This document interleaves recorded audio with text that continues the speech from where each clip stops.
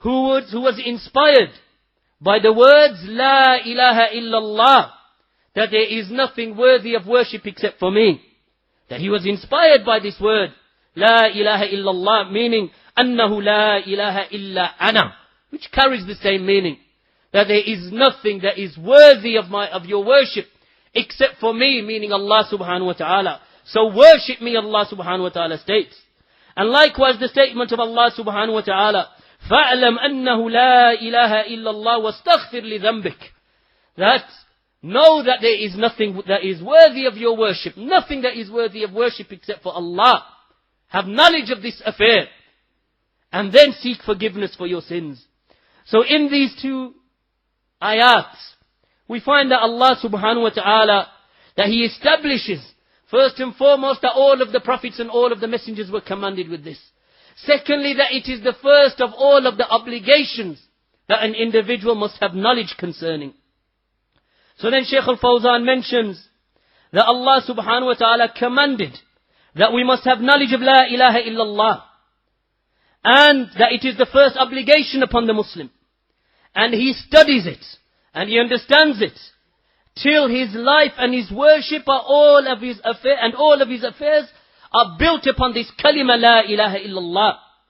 So that at that time when you say La ilaha illallah, that you are content, and that you know, and likewise that you affirm the falsehood of everything that is worshipped other than Allah subhanahu wa ta'ala, other than Allah.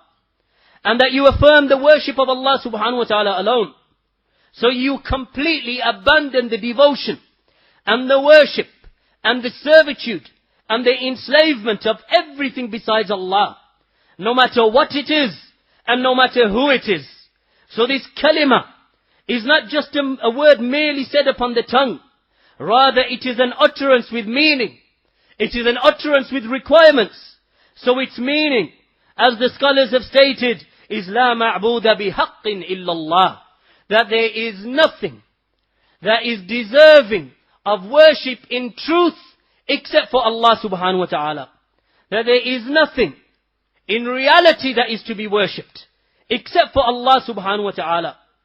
And that requires and necessitates that you purely and sincerely, all of mankind, and more so those who utter the statement La ilaha illallah, that you make all of your acts, and all of your statements, and all of your ibadats, all of your worship for Allah subhanahu wa ta'ala alone.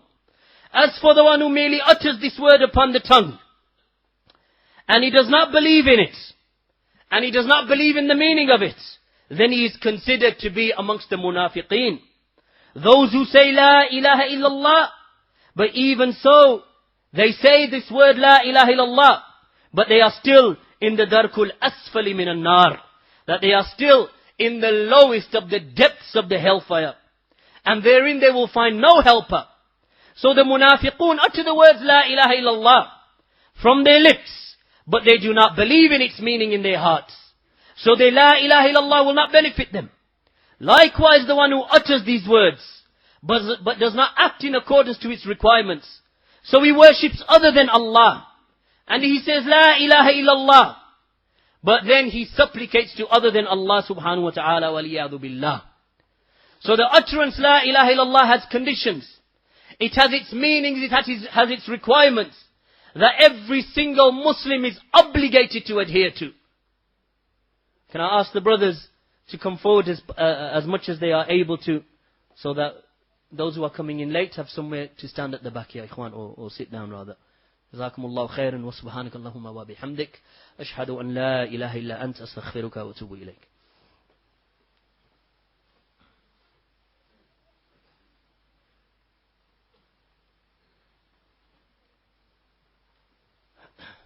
Alhamdulillah, wassalatu wassalamu ala rasulillah wa ba'd.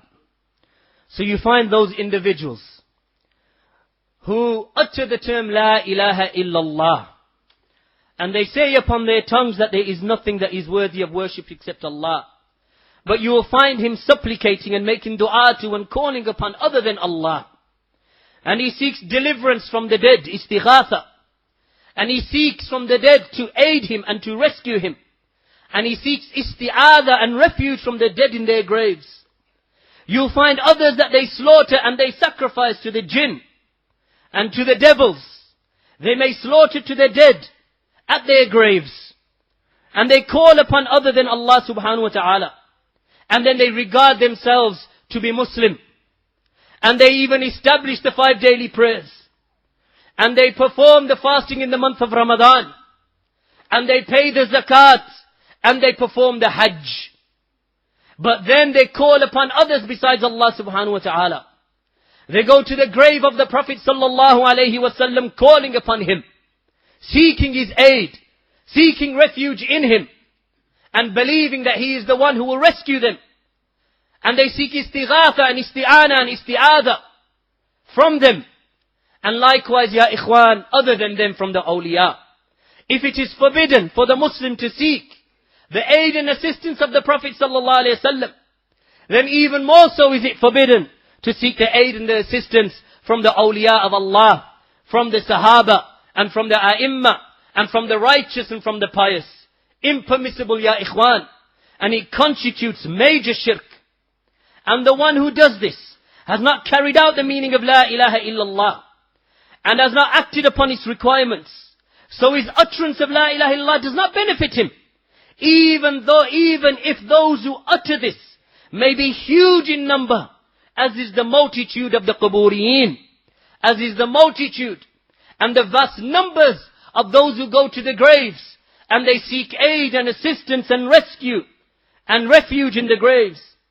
Those who chant La ilaha illallah at the graves, that they will sit at the graves chanting La ilaha illallah over and over again, yet they supplicate to other than Allah.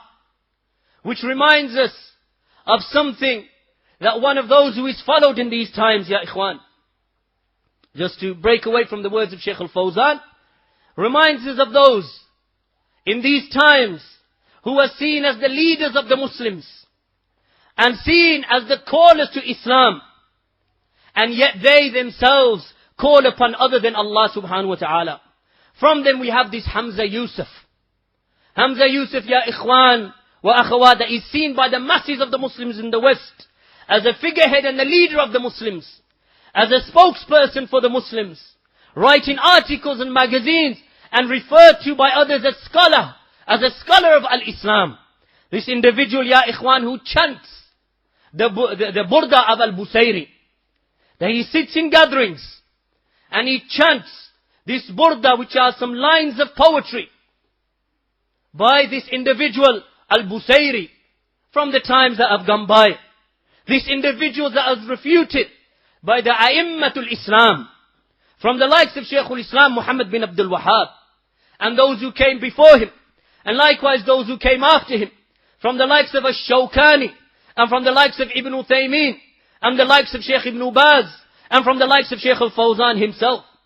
And when this Hamza Yusuf and the people around him are chanting, what are they chanting, ya ikhwan? Let me translate to you some lines of the Burda of Al-Busayri. That Busayri, who said, O most generous of mankind, referring to Muhammad sallallahu alayhi wasallam, O most generous of mankind, I have no one to seek refuge in except in you. I have no one to seek refuge in except you when the widespread calamity occurs. So who do they seek isti'adha in, ya ikhwan? Allah subhanahu wa ta'ala mentions in the Quran, قُلْ أَعُوذُ بِرَبِّ الْفَلَقِ.